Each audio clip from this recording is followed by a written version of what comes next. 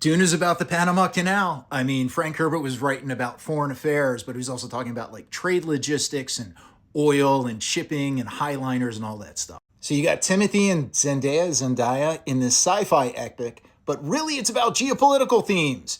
So this fight over Arrakis and Melange, the spice, that's global struggles for control over critical resources and checkpoints.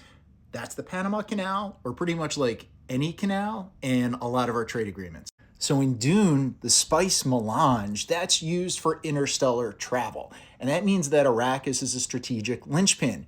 If you take a look at Middle East foreign policy for the past couple of decades, that was super important. You had OPEC, and today now fracking kind of means the Middle East is a little weaker.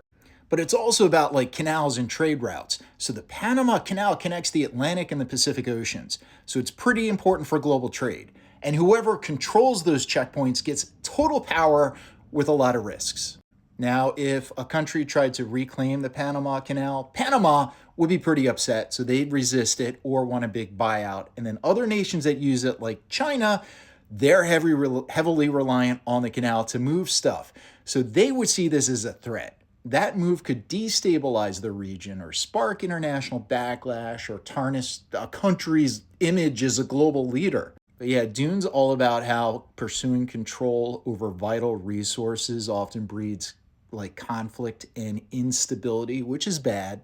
And little Frankie Herbert, when he wrote Dune, he was kind of talking about how the allure of power is tempting and all of this history gets mixed up. And he's just warning us that actions come at a steep price when you try to mess with that stuff. But yeah, I hope your foreign policy class has a section talking about Dune, because that would just make it a little bit more exciting.